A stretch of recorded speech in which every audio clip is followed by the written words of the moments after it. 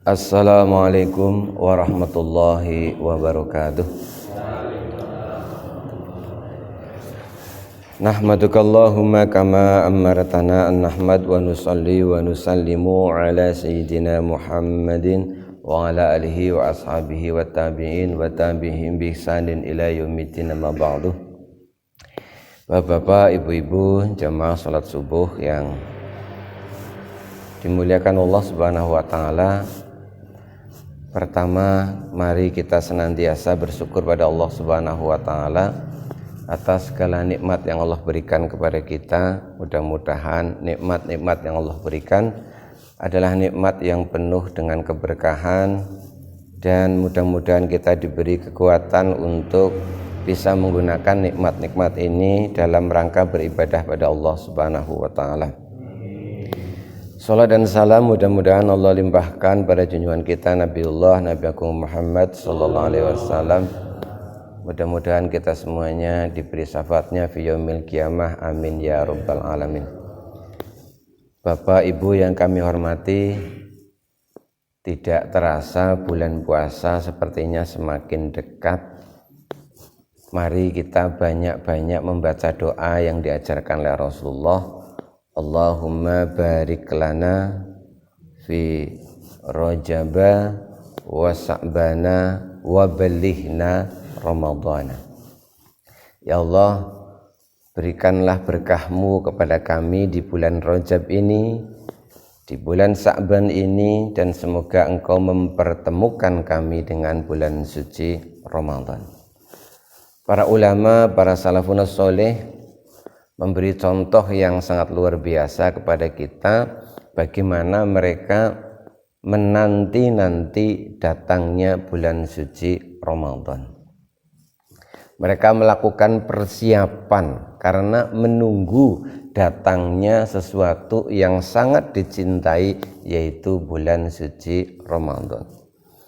Banyak sekali amalan-amalan yang sangat dicintai di bulan Ramadan yang mari kita persiapkan amalan-amalan itu. Amalan-amalan tersebut juga termasuk amalan-amalan yang sangat dirindukan. Yang siapa yang mengamalkan, dia sangat dirindukan oleh surga. Pada kesempatan kali ini mari kita mengingat salah satu pesan Rasulullah SAW, bahwa pada suatu ketika Rasul berpesan bahwa ternyata setiap saat itu surga itu mengharapkan kedatangan calon penghuninya. Setiap saat surga itu berbenah, setiap saat surga itu dihias menyambut calon penghuninya yang setiap saat dinanti-nanti kedatangannya. Mudah-mudahan kita mengharapkan datangnya Ramadan sama seperti surga mengharapkan kedatangan calon penghuninya. Ada beberapa orang yang istimewa yang sangat dirindukan oleh surga. Nabi bersabda, al-jannatu mushtaqatun ila arba'i nafarin. Surga itu mustaqatun, sangat merindukan, sangat menantikan kedatangan 4 macam orang. Siapa 4 itu? Talil Quran, wa hafidhul lisan, wa mut'imil ji'an, wa shaimin fi syahri Ramadan. Yang sangat dinanti-nanti, dikangeni, dirindukan oleh Al-Quran, yang pertama adalah para pembaca Al-Quran. Apakah yang pintar membaca Al-Quran? Tidak disebutkan di situ karena redaksinya umum, siapa saja yang membaca Al-Quran. Ada sebuah kisah yang sangat bagus untuk kita jadikan renungan, yaitu kisah Imam Hambali. Tidak begitu populer karena kita madhabnya Syafi'i. Imam Hambali itu berarti pendiri madhab Hambali. Imam Hambali ini termasuk ulama waliullah yang istimewa karena tidak tanggung-tanggung pernah mimpi ditemui Allah, dan mimpinya itu sebanyak 100 kali. Dikisahkan bahwa selama 99 kurang 1/100-nya itu mimpi terus ditemui sama Allah. Tapi Imam Hambali ini hanya diem saja begitu. Nah, setelah 99 kali dia menghitung, merasa bingung, saya ini harus ngapain begitu. Maka kemudian Imam Hambali ini punya sebuah keinginan, andaikan aku bisa mimpi lagi ditemui Allah, saya mau bertanya kepada Allah. Akhirnya keinginan Imam Hambali ini dikabulkan. Mimpi lagi berarti yang ke 100. Akhirnya dia bertanya, apa yang ditanyakan? Pertanyaannya Imam Hambali itu sederhana. Ya Allah, bima taqarraba ilaika, ya Allah, bima taqarrabal mutaqarribuna ahabba ilaika. Ya Allah, dengan cara apa kita ini bisa dekat denganmu ya Allah? Bima taqarrabal mutaqarribuna ahabba ilaika. Lalu dijawab oleh Allah, bi qiraatil Quran.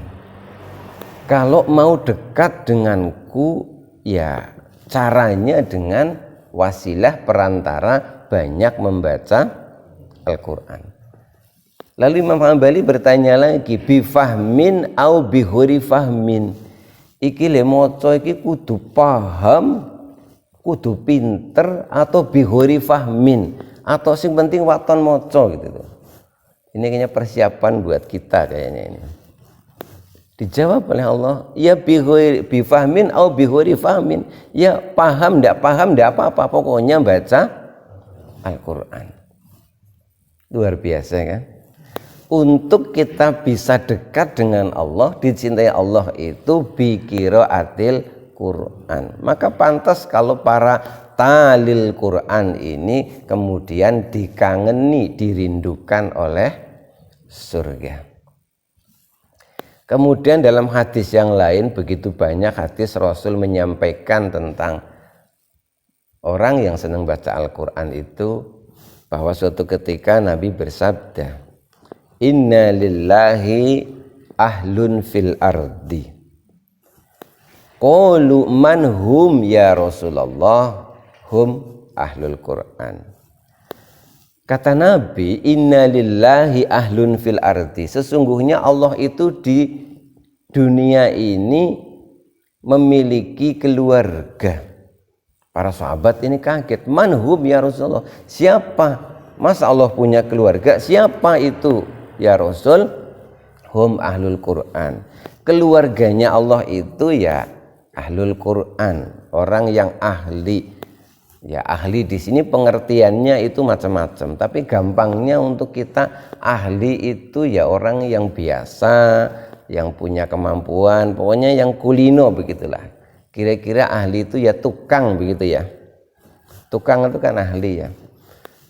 Lah nyuwun sewu, orang itu kalau disebut tukang, misalkan tukang batu, kenapa Bapak Ibu menyebut itu tukang batu? Itu karena apa?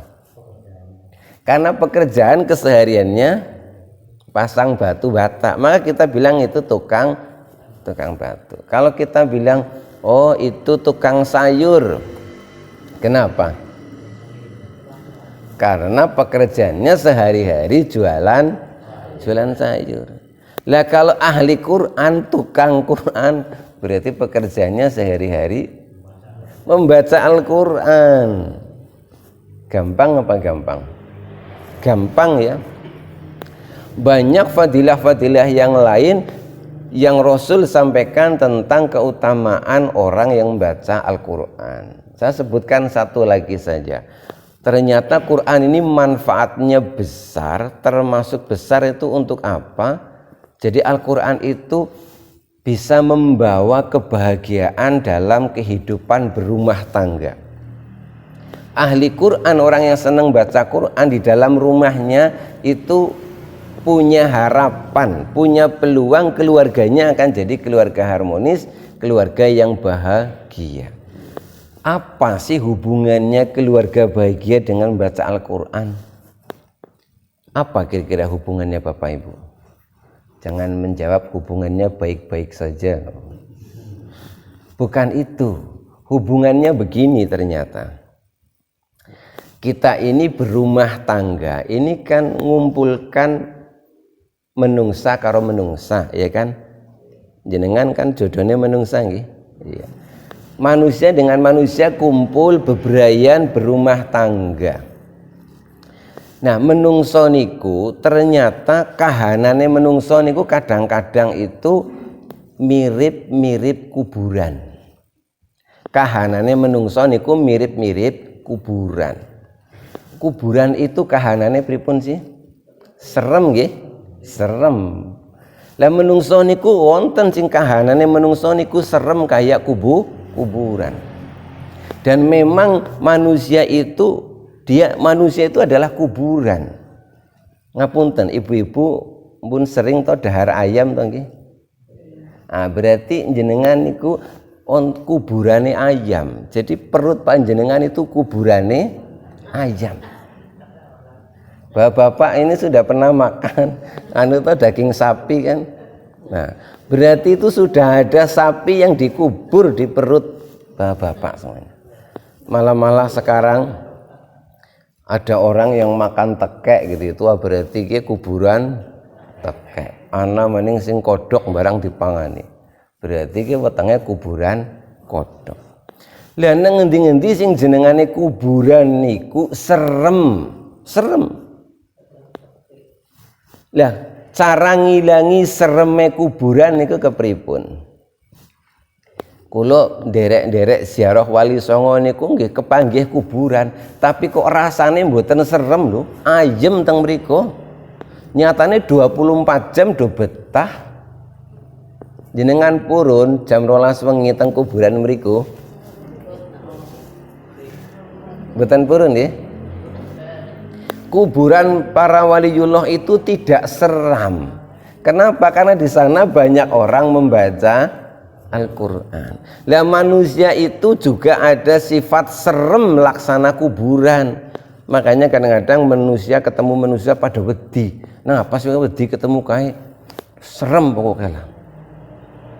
Serem karena manusia itu kayak kuburan. Tapi kalau manusia itu senang membaca Al-Quran, maka sereme menungsa niki akhirnya terus luntur. Kathah lho rumah tangga niku ora akur sebabnya apa? Merasa serem. Ana wong lanang mriyang bae, gering bae, ternyata sawanen anggar ketemu sing wadon. Dia anggar ketemu sing wadon ki wis sepet gawanane pun emosi kesuh wae. Dadi nang omah ora tau betah. Tapi anggar nang prapatan betah. Serem. Kita ini serem. Dari mana seremnya itu? Seremnya itu dari hal-hal negatif yang ada di dalam diri kita. Jadi diri manusia itu punya aura negatif, punya sifat negatif yang menyebabkan dirinya itu serem. Akhirnya orang nggak pada suka. Tapi serem itu bisa jadi tawar. Serem bisa jadi tawar, bisa dihilangkan dengan sendirinya kalau senang membaca Al-Quran. Jadi ini Al-Quran ini obat. Mulanya Kanjeng Nabi niku pesen nawwiru buyutakum bisolah wa qiraatil Quran. Terangi rumahmu dengan sholat dan membaca Al-Quran. Untuk laki-laki jangan salah memahami hadis ini. Sholatnya sholat sunnah. Mengko lho pada sembahyang nang omah kabeh. Masjidnya kosong. Jadi pria soleh, bapak-bapak yang soleh itu sholatnya di masjid. Kalau bapak-bapak sholat di rumah tuh katanya solihah. Jadi bapak-bapak solihah, sholatnya nang rumah. Jadi kalau mau sholat ya sholatnya di masjid. Al jannatu mustaqotun ila arba'in nafarin. Surga sangat merindukan 4 macam orang. Yang pertama tahlil Quran. Yang kedua ila hafizil lisan. Surga sangat merindukan orang yang bisa menjaga lisannya. Ada apa dengan lisan? Lidah tak bertulang, begitu ya kata penyanyi ya. Tidak bertulang tapi landep. Mula Kanjeng Nabi niku pesan, salamatul insan fi hifdzil lisan. Selamatnya manusia itu tergantung kemampuannya menjaga lesannya. Kalau kita bisa menjaga lesan kita, selamat kita di dunia, selamat juga di akhirat. Banyak gara-gara lesan itu saudara jadi bukan saudara, teman jadi musuh gara-gara lisan. Coba perhatikan sekarang, melihat berita-berita di media sosial itu kadang-kadang itu bikin pusing, saling hujat menghujat, saling tuntut menuntut. Ini dikatakan keliru, bilang ini, lalu dihujat dan lain sebagainya. Jadi begitu gampang orang itu terangkat derajatnya karena lesannya, tapi juga begitu mudah jatuh juga karena lesannya. Pas sekali dawuh Nabi, salamatul insan fi hifdzil lisan. Maka di hadis-hadis yang lain juga banyak Rasul berpesan, berkatalah yang baik. Kalau engkau tidak bisa berkata-kata yang baik, mending diam. Makanya diam itu emas. Tapi ada yang lebih berharga dari emas. Apa itu? Berlian. Kira-kira berlian itu apa? Kalau diam itu emas, maka berkata-kata yang baik itu adalah berlian. Oh, nanti jenengan pilih emas semuanya pada bisu kabeh. Ada yang lebih baik berlian, yaitu apa? Berkata-kata yang isinya adalah hikmah. Itu adalah berlian. Nah, kalau berkata-kata nggak ada kebaikannya berarti apa itu? Ya embuh. Ini ada kisah pada zaman dahulu itu ada seorang raja. Raja itu salah satu menterinya itu meninggal dunia. Lalu raja ini pengen nyari pengganti menteri ini. Lalu diadakan seleksi lah. Fit and proper test, bahasa kerennya saiki. Apa jenenge? Diadakan seleksi pemilihan calon menteri. Cuma satu, banyak yang daftar. Dites macam-macam, akhirnya tersisa 3. Ini raja sudah bingung mau dites pakai apa lagi, padahal butuhnya 1, masih ada 3 orang. Akhirnya raja dapat ide spontan, sudah nggak ada soal lagi. 3 orang ini dimasukkan dalam satu ruangan, terus raja masuk.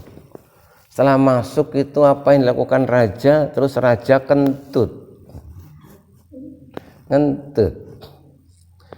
Setelah itu satu-satu itu diwawancarai sama raja. Kamu tadi mendengar saya kentut, mendengar sang raja. Coba menurutmu kentut saya itu bagaimana, kata raja. Orang yang pertama ini bingung, aku jujur apa tidak ya? Aduh, bingung kan ya? Karena yang tanya adalah raja. Ditanya sesuatu yang tidak enak lagi.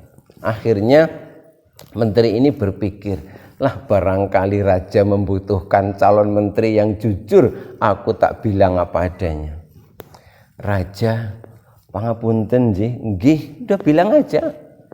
Wah, bau banget kentutnya. Baru kali ini saya mencium kentut yang baunya seperti ini. Jan, kata sang raja, kamu gagal jadi menteriku, terlalu jujur, tidak lolos jadi menteri. Dipanggillah yang kedua. Kamu dengar tadi saya kentut. Iya sang raja. Gimana kentutku? Bingung yang kedua ini. Wah, keringetnya bercucuran. Dia ingat yang pertama itu jujur, akhirnya tidak lolos. Terus dia berpikir, lah aku tak ngapus-ngapusi sidik, barangkali raja butuh calon menteri yang tidak terlalu jujur. Akhirnya dia pun bilang, raja nyuwun sewu, kentut panjenengan niku wangi banget. Baru kali ini saya merasakan aroma kentut yang sangat wangi. Kata sang raja, kamu gagal jadi menteri. Kamu itu pembohong, mana ada kentut baunya wangi. Tinggal satu. Kira-kira satu ini jawabnya gimana Bapak Ibu? Maju yang satu ini ditanya, kamu tadi mendengar saya kentut? Mendengar sang raja. Bagaimana menurutmu kentut saya? Dia bingung.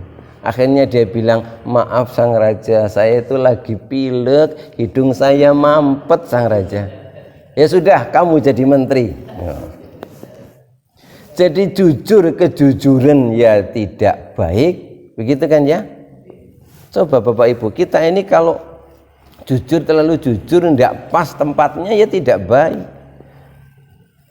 Jadi banyak persoalan di hidup ini itu butuh kelihean, jangan terlalu apa-apa itu diomongke, apa-apa itu kudu jujur, malah bahaya. Orang tua misalkan punya rahasia-rahasia yang anak itu tidak boleh tahu, tidak terus transparan, semuanya harus tahu. Yang dirindukan surga yang kedua adalah wahafidhil lisan, yang bisa menjaga lesannya. Lalu yang ketiga adalah wa mut'imil ji'an, yaitu orang-orang yang gemar memberi makan kepada orang yang lapar, senang bersedekah makanan. Nabi menyampaikan bahwa sodakoh-sodakoh yang kita berikan itu adalah tameng-tameng pelindung kita di surga. Ada satu hadis yang menceritakan bahwa ada seorang yang telah masuk neraka. Dia orang Islam tapi masuk neraka karena ada amal buruk yang belum dimaafkan, sehingga harus dibersihkan di neraka. Di neraka itu dia kaget. Kenapa? Karena setiap kali datang api akan menyambar, tiba-tiba selalu ada batu yang menghalang-halanginya. Dan tiba-tiba dalam keheranannya itu batunya itu berbicara, engkau tidak usah heran, aku ini adalah sedekahmu ketika engkau masih berada di dunia. Ini sudah di neraka loh, masih bisa merasakan apa itu dampak, merasakan akibat baik dari dia senang bersedekah. Jadi benar-benar bisa menjadi tameng penolongnya di akhirat. Lalu yang terakhir yang dirindukan oleh surga adalah yang keempat itu wasoimin fi Ramadan, yaitu orang yang mengerjakan puasa di bulan Ramadan. Nah ini sebentar lagi kita akan memasuki bulan Ramadan. Mari kita sambut bulan Ramadan ini dengan penuh kebahagiaan. Nabi pernah berpesan, man fariha biduhuli Ramadan dakhalal jannah. Siapa saja yang menunjukkan rasa gembira menyambut datangnya bulan Ramadan, dia akan masuk surga. Ciri-ciri orang yang senang menyambut yang dicintainya adalah dia bersiap-siap. Mari kita bersiap-siap membaca Al-Qur'annya, ditingkatkan lagi sholat-sholat sunnahnya, disemangati lagi, diistiqomahkan lagi, sedekah-sedekahnya ditingkatkan lagi dan sebagainya, sehingga nanti kita masuk ke bulan Ramadan itu Ramadan rasanya ringan. Kenapa? Karena kayak ibarat naik motor itu gigi satunya sudah kita injek dari sekarang, nanti sampai di Ramadan tinggal gigi 3 dan gigi 4. Tapi kalau semuanya itu benar-benar mengawali di hari pertama Ramadan, rasanya pasti berat. Makanya jangan setarnya dari awal Ramadan, tapi setarlah dari sekarang ini, yaitu di bulan Sya'ban. Syukur-syukur dari kemarin di bulan Rajab. Demikian, mudah-mudahan ada manfaatnya. Mudah-mudahan kita berjumpa lagi dengan bulan Ramadan besok. Kurang lebihnya mohon maaf. Bila taufiq wal hidayah war ridho wal inayah. Wassalamualaikum warahmatullahi wabarakatuh.